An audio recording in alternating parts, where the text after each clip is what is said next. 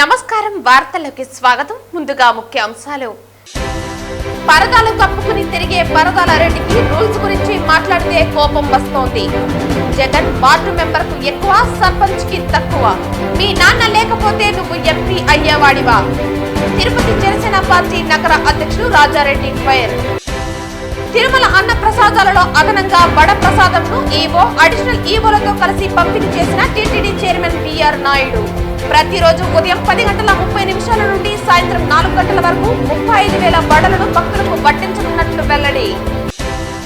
Voter చెరువు ఆక్రమించిన వారిపై క్రిమినల్ కేసులు నమోదు చేయాలి. సిపిఎం జిల్లా కార్యదర్శి బందవాసి నాగరాజు డిమాండ్. వార్తల్లోని వివరాలు. తిరుమలలోని తరిగొండ వెంగమాంబ అన్నప్రసాద భవనంలో గురువారం టీటీడీ ఈవో శ్యామలారావు, అదనపు ఈవో సిహెచ్ వెంకయ్య చౌదరులతో కలిసి టీటీడీ చైర్మన్ బిఆర్ నాయుడు భక్తులకు వడవడ్డింపు కార్యక్రమాన్ని ప్రారంభించారు. ఈ సందర్భంగా చైర్మన్ మాట్లాడుతూ తాను బాధ్యతలు స్వీకరించిన తర్వాత అన్నప్రసాదం మెనూలో భక్తులకు అదనంగా ఒక పదార్థం వడ్డించాలని ఆలోచన కలిగిందన్నారు.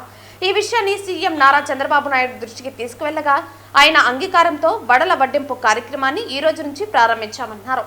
ఇప్పటికే భక్తులకు నాణ్యమైన దినుసులతో భక్తులకు రుచికరమైన అన్నప్రసాదాలు అందిస్తున్నట్లు టీటీడీ చైర్మన్ బిఆర్ నాయుడు తెలియజేశారు. భక్తులకు పంపిణీ చేసే వడ తయారీలో శనగపప్పు, పచ్చిమిర్చి, అల్లం, కరివేపాకు, కొత్తిమీర, పుదీనా, సోంపును ఉపయోగించనున్నారని తెలిపారు. అన్నప్రసాద కేంద్రంలో ఇకపై ప్రతిరోజు ఉదయం 10:30 గంటల నుంచి సాయంత్రం 4 గంటల వరకు 35,000 వడలను భక్తులకు వడ్డించనున్నట్లు తెలిపారు. భవిష్యత్తులో ఈ సంఖ్యను మరింతగా పెంచి భక్తులకు రుచికరమైన భోజనం అందిస్తామని తెలియజేశారు. ఈ కార్యక్రమంలో టీటీడీ బోర్డు సభ్యులు శాంతారాం, డిప్యూటీ ఈవోలు లోకనాథం, రాజేంద్ర, కేటరింగ్ ప్రత్యేక అధికారి శాస్త్రి, ఇతర అధికారులు పాల్గొన్నారు. ఈ అన్నప్రసాదం సెంటర్కి వచ్చి భోజనం చేయడం జరిగింది. ఆ సందర్భంగా నా మనసులో ఒక ఆలోచన వచ్చింది, ఇంకొక పదార్థం పెడితే బాగుంటుందని. ఈ విషయాన్ని ముఖ్యమంత్రి చంద్రబాబు నాయుడు గారి దృష్టికి తీసుకెళ్ళడం, వారు వెంటనే ఆమోదించటం, ఆ తర్వాత అధికారులతో చర్చించి బోర్డు సమావేశంలో ప్రవేశపెట్టి అందరి ఆమోదయోగ్యంతో ఈరోజు మసాలా వడ ఇంట్రడ్యూస్ చేయాలని అనుకున్నాం. అదేవిధంగా ఈరోజు కార్యరూపం దాల్చింది. దీనికి జనవరి 20వ తారీఖు నాడే ట్రయల్ రన్ వేశారు మన అధికారులు. అది బాగా సక్సెస్ అయింది, చాలా రుచికరంగా ఉందని చెప్పేసి ఫీడ్బ్యాక్ వచ్చింది. దానికి అనుగుణంగానే కొంత సమయం పట్టింది, ఎందుకంటే అన్ని ఏర్పాట్లు చేసుకోవాలి. వంట కావాల్సిన ముడి సరుకులు అయితేనే ఉంది, దానికి కావాల్సిన సిబ్బంది అయితేనే ఉంది, అవన్నీ సమకూర్చుకోవటం. ఈరోజు నుంచి 35,000 మందికి వడలు సప్లై చేయాలని అనుకుంటున్నారు. ఇక దీన్ని ఇంకా పెంచి అందరికీ అందుబాటులో తెచ్చేదానికి మన అధికారులు కృషి చేస్తున్నారు. ప్రతి ఒక్కరికి ఈ కార్యక్రమంలో భాగస్తులందరికీ కూడా పేరు పేరున ధన్యవాదాలు తెలుపుకుంటున్నాను. ఇది మంచి పరిణామం. భక్తులందరూ చాలా సంతృప్తి వ్యక్తం చేశారు. ఇదే విధంగా కొనసాగుతుందని చెప్పి నేను ఆశిస్తున్నాను. ఓం నమో Venkateswara. All of you know that lakhs of pilgrims come to visit Sri Lord Venkateswara Swami. They take Annaprasadam. So mainly this Tarigonda Vengamamba Annaprasadam complex, number of people have their breakfast, lunch and dinner. So previously there used to be lot of complaints on the quality of the Annaprasadam, different items supplied. So Honorable CM Sri Nara Chandrababu Naidu garu directed us that we should give highest priority to the quality of Annaprasadams given to the devotees. So as per that, we have taken number of steps to improve the quality. So basically starting with the quality of the ingredients which are procured. One of them is rice. The quality of the rice, there were a lot of problems regarding the quality of the rice. So we streamlined all the procurement systems regarding the rice and other ingredients. Along with that, Honorable CM directed that we should introduce some more items in the menu. Presently we are giving only 7 items. So we want to introduce one more item. So masala vada we want to start. So TTD board has taken a resolution accordingly, and today we started distribution of masala vada to the pilgrims. We started with 35,000 numbers. We are required to take some more cooks and servers. As soon as that is completed, we'll ensure that each and everyone taking Annaprasadam gets. So we have started with lunch. There was a పరదాలు కప్పుకుని తిరిగే పరదాల రెడ్డికి rules గురించి మాట్లాడితే కోపం వస్తోందని, Jagan ward మెంబర్కు ఎక్కువ, సర్పంచ్కి తక్కువ అని, మీ నాన్న లేకపోతే నువ్వు ఎంపీ అయ్యేవాడివాని, కోట్లాది రూపాయల ప్రజాధనాన్ని దోచేసి సొంత పార్టీ పెట్టిన వ్యక్తి జగన్ అని జనసేన పార్టీ తిరుపతి నగర అధ్యక్షులు రాజారెడ్డి మండిపడ్డారు. ఈ సందర్భంగా జనసేన పార్టీ నగర అధ్యక్షులు రాజారెడ్డి మాట్లాడుతూ, పోరాటాలకు కేర్ ఆఫ్ పవన్ కళ్యాణ్ అని, నీ పేరు చెబితే లక్షల కోట్లు అవినీతి, కోడికత్తి, గొడ్డలిపోటు గుర్తొస్తోందన్నారు. పవన్ పేరు చెబితే అభివృద్ధి, సంక్షేమం గురించే మాట్లాడుకుంటారని తెలిపారు. అధికారంలోకి వచ్చాక తల్లిని చెల్లిని తరిమేసిన వ్యక్తి జగన్ అని పేర్కొన్నారు. రాష్ట్ర అభివృద్ధిని చూసి ఓర్చుకోలేక అసెంబ్లీకి వెళ్లి మాట్లాడకుండా బెంగళూరుకు జగన్ వెళ్తున్నాడని తెలిపారు. ఏపీలో ఉండటానికి తిరగడానికి నీకెందుకు భయమని ప్రశ్నించారు. ఎమ్మెల్యేగా రాజీనామా చేస్తే గెలిచే ధైర్యం జగన్కి ఉందా అని ప్రశ్నించారు. జగన్ నోరు అదుపులో పెట్టుకోమని, నువ్వు పులివెందుల పులి కాదు పిల్లి అని అన్నారు. ఇంకోసారి పవన్ కళ్యాణ్ పై అవాకులు చవాకులు పేల్తే జనసేన శ్రేణులు తగిన బుద్ధి చెబుతారని హెచ్చరించారు. మొట్టమొదటిసారిగా ఎమ్మెల్యేగా గెలిచి అసెంబ్లీలో రూల్స్ ఏ విధంగా ఉండాలి, ప్రతిపక్ష నేతకు ప్రతిపక్ష నాయకులకు ఎటువంటి రూల్స్ ఉంటాయని చెప్పని క్లియర్ కట్ గా మా అధ్యక్షులు పవన్ కళ్యాణ్ గారు ఒక్కసారి ఎమ్మెల్యే అయినా కూడా రూల్స్ గురించి చాలా చక్కగా చెప్పారు. వెంటనే పరదాలు కప్పుకున్నటువంటి పరదాల రెడ్డి, మాజీ ముఖ్యమంత్రి జగన్మోహన్ రెడ్డి గారు రూల్స్ గురించి మాట్లాడితే పరదాల రెడ్డి గారికి కోపం వస్తా ఉంది. ఎందుకు కోపం వస్తుంది మీకు? కౌన్సిలర్ కి ఎక్కువ, ఎమ్మెల్యే గారికి తక్కువ. ఒక మాజీ ముఖ్యమంత్రిగా వండుకొని మీరు ఇటువంటి మాటలు మాట్లాడడం సంస్కారమా? మేము మాట్లాడగలుగుతాం, వార్డ్ నంబర్ కి తక్కువ, వార్డ్ నంబర్ కి ఎక్కువ, సర్పంచ్ కి తక్కువ అని. కానీ మాకు సంస్కారం ఉంది, మేము ఆ విధంగా మాట్లాడే వ్యక్తులం కాదు. జనసేన పార్టీ అంటే జనసేన పార్టీ నాయకులకి, కార్యకర్తలకి అందరికీ సంస్కారం నేర్పించారు మా అధ్యక్షుడు. నువ్వు పవన్ కళ్యాణ్ గారి గురించి మాట్లాడే ముందు మీ నాన్నగారు ముఖ్యమంత్రి కాకపోయి ఉంటే నువ్వెవరో అసలు జనాలకు తెలిసేదా? నువ్వు ఎంపీ అయి ఉండేవాడివా? మీ నాన్నగారు చనిపోకపోయి ఉంటే నువ్వు ఎమ్మెల్యే అయి ఉండేవాడివా?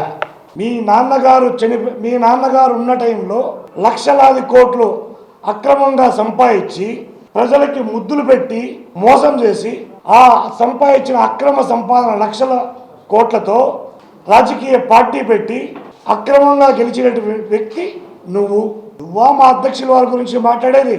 పరదాల రెడ్డి గారికి ఒకటే చెప్తున్నాం, ఈరోజు పవన్ కళ్యాణ్ గారి పేరు చెబితే ఆయన చేసినటువంటి పోరాటాలు, ప్రజల పట్ల ఆయన ఉన్నటువంటి తీరు, ప్రజలు ఏ కష్టాల్లో ఉంటే నేను ముందున్నానని చెప్పి నిలబడతాను ఎంటైర్ భారతదేశం మొత్తానికి తెలుసు. మీ పేరు చెప్తే 11 సిబిఐ కేసులు, కోడికత్తి, గొడ్డలిపోటు.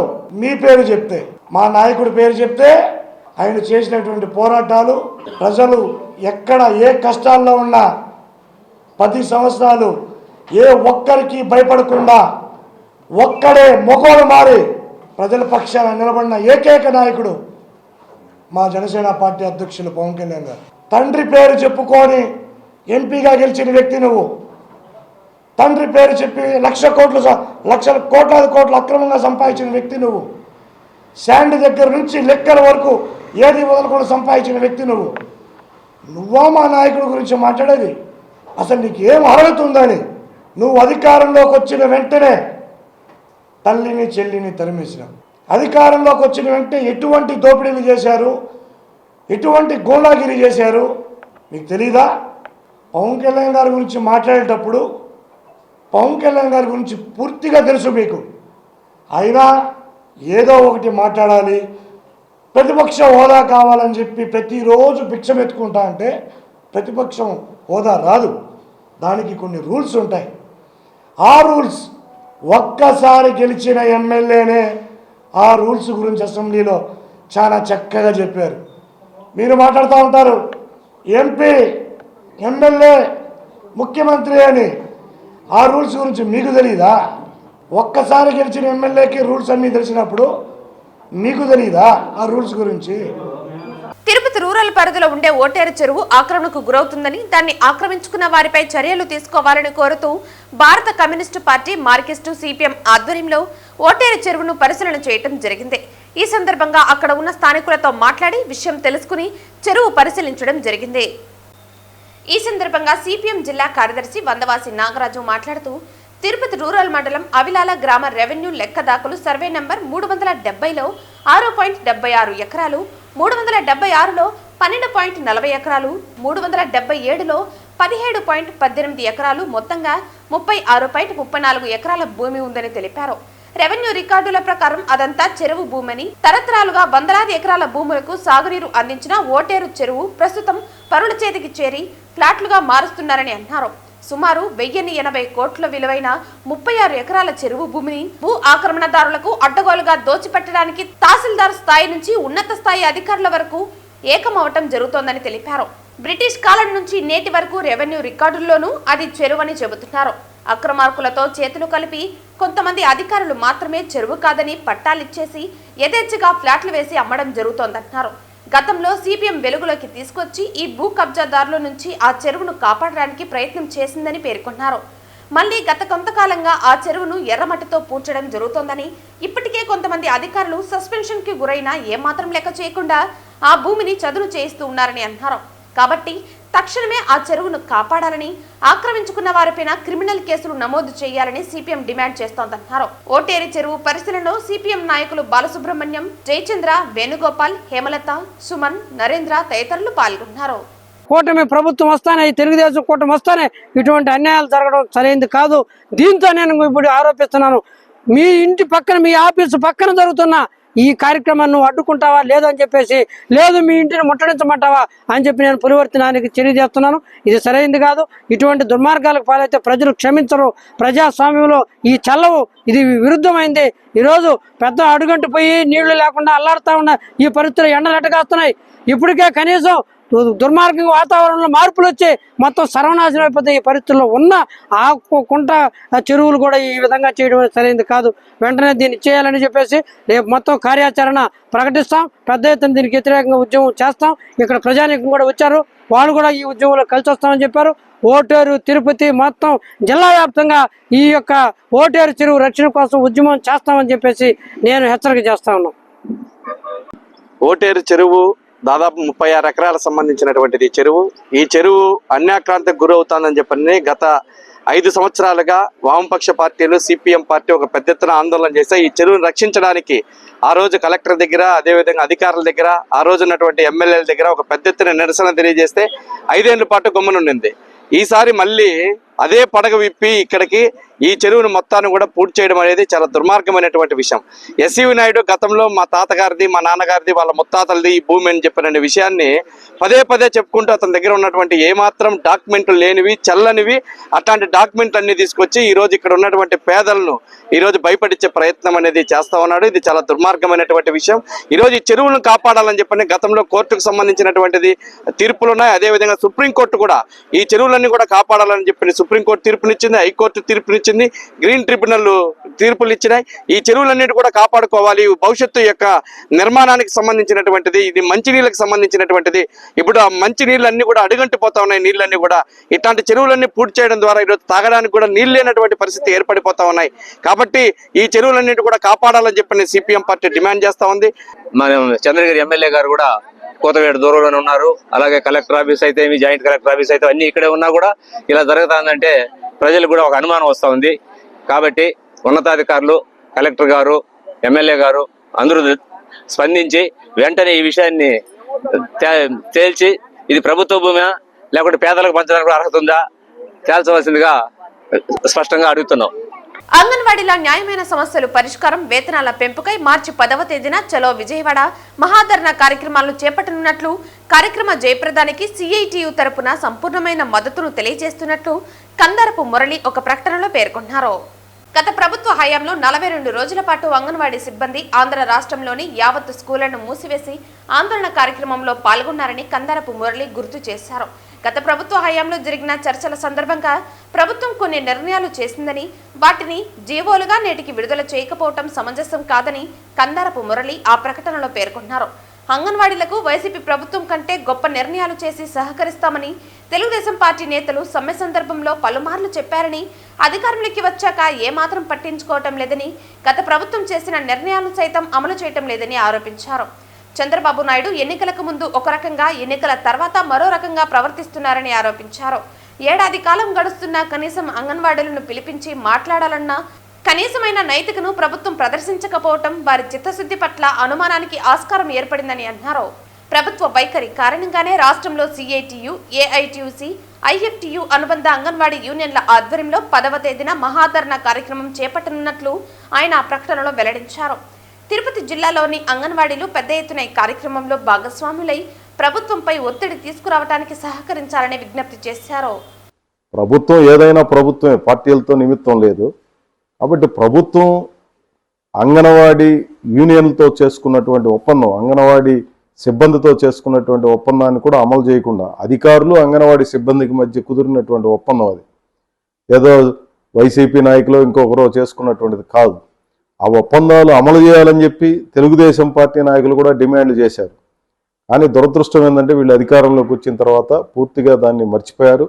ఇది సరైనటువంటిది కాదు అని చెప్పి అనేక సందర్భాల్లో మేము చెప్తున్నాం. అంగన్వాడీ కార్మికులు చేపట్టినటువంటి పోరాటాలు సమస్య పరిష్కారానికి దోహదపడతాయని చెప్పి మేము భావించాము. దానికి పూర్తి విరుద్ధమైనటువంటి పద్ధతిలో కూటమి ప్రభుత్వం ఈరోజు వ్యవహరిస్తూ ఉంది. కూటమి ప్రభుత్వం అధికారంలోకి వచ్చింది కదా, మాకు మరింత మెరుగైనటువంటి పరిస్థితులు ఉంటాయని చెప్పి అంగన్వాడీ సిబ్బంది భావించారు. దురదృష్టం ఏమంటే ఇంతవరకు వాళ్ళ సమస్యలను పట్టించుకోలేదు. ఈ నేపథ్యంలో ఈ నెల 10వ తేదీన చలో విజయవాడ కార్యక్రమానికి అంగన్వాడీ యూనియన్లన్నీ పిలుపునిచ్చాయి. సిఐటియు, ఏఐటియుసి, ఐఎఫ్టియుకు సంబంధించిన అన్ని యూనియన్లు, ఈ రాష్ట్రంలో ఉన్నటువంటి ఈ 3 యూనియన్లే. ఈ 3 యూనియన్లు పిలిపించాయంటే రాష్ట్రంలో ఉన్నటువంటి దాదాపు అంగన్వాడీ వ్యవస్థ మొత్తం, ఐసిడిఎస్ వ్యవస్థ మొత్తం స్తంభించిపోతుంది. ఆ విషయం గత 42 రోజుల పోరాటం సందర్భంగా కూడా మనకందరికి కూడా తెలుసు. చంద్రబాబు గారి ప్రభుత్వం ఈ హామీల్ని అమలు చేయాలని చెప్పి కోరుతూ, అదే మాదిరి వేతనాలు పెంచాలని చెప్పి, ఇంకా చిన్న చిన్న విషయాలు ఇవన్నీ కూడా పరిష్కారం చేయాలని చెప్పి కోరుతూ అంగన్వాడీ సిబ్బంది చలో విజయవాడకు పిలుపునిచ్చారు.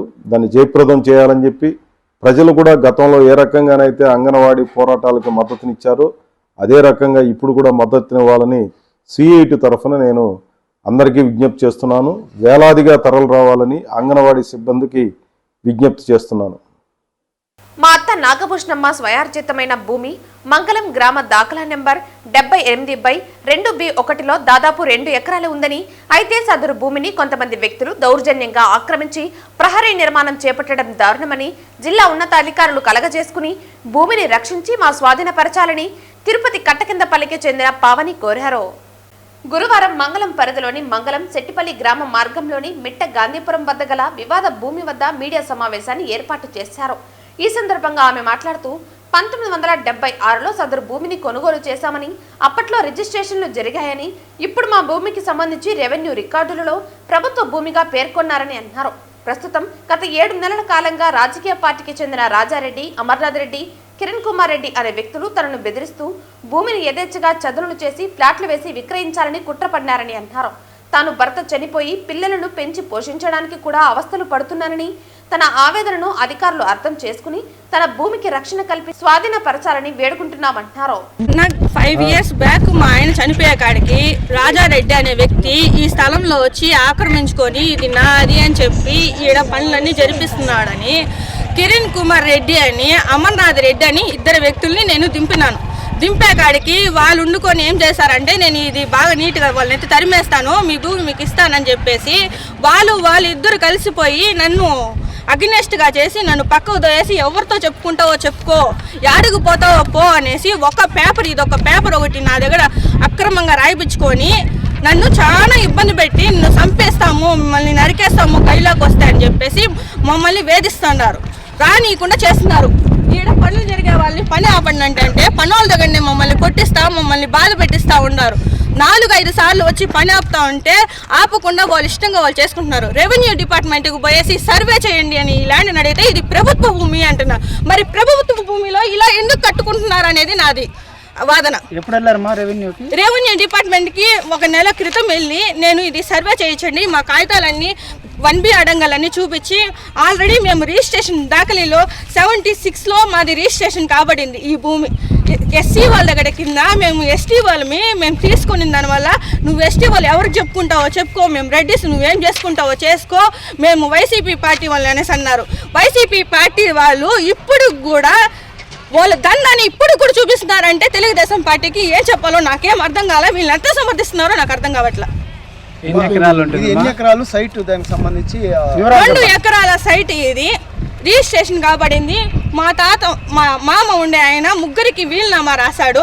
వీలునామాలో మేము పాయగత్తలు ఇద్దరం రాసుకొని ఒకటి వచ్చి ఆ పక్క ఉంది, మా మామ ఇవ్వలేదు, మేమిద్దరమే ఇచ్చాము. ఆడపిల్లలు అనేసి మా వాళ్ళే మమ్మల్ని మోసం చేస్తారని వీళ్ళని నమ్మేదానికి వీళ్ళు నట్టేట ముంచేసి చంపేస్తామంటున్నారు.